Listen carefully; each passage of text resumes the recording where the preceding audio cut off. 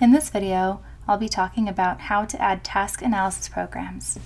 As many of you know, task analysis programs are used to teach skills that involve a number of steps. Often these steps need to be done in a certain order in order to achieve the task. Alright, so to start, we're going to hit the green plus button. Then you're going to choose as your recording type task analysis. Then you're going to pick a program category. Okay, we're going to call this program Turning on TV.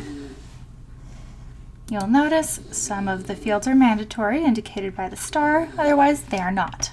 Task analysis can only be used for acquisition goals, which means we can't use behaviors for decrease in task analysis. Alright, so here we're going to add our step, so get remote, press power button, and that's pretty much it. You can add as many steps as you want depending upon the skill that you're teaching and your learner's level. Okay, then you're going to select the data type. So if you just want the standard plus or minus, whether they got it correct or incorrect, then you would hit the plus or minus.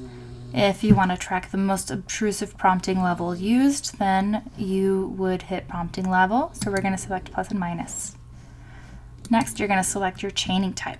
So during the treatment phase, so when we're actually teaching this goal and we're tracking client progress, for total task, we will be tracking all of the steps.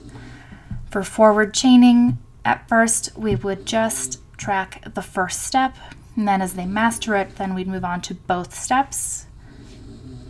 And if there were more than 2 steps, then it would keep going and adding steps on as the client masters it. And then for backward chaining, you would start off by tracking the last step, and then as soon as they master it, then the last 2, then the last 3, etc. So I'm going to say total task. Then you're going to select how many minimum trials. So for me, standard is 1. So you want the program with collected data 1 time. You can always add more as you go. Then you can select if you want stakes and baseline. Regardless of what chaining type you choose, baseline will be collected on all of the steps. Okay, same for maintenance.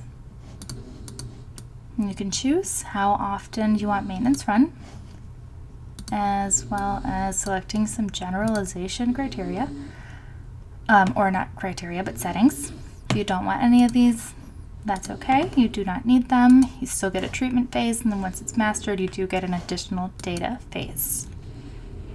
Okay, you just select how many sessions consecutively you want the skill to meet criteria to be mastered. All right, that's it for task analysis.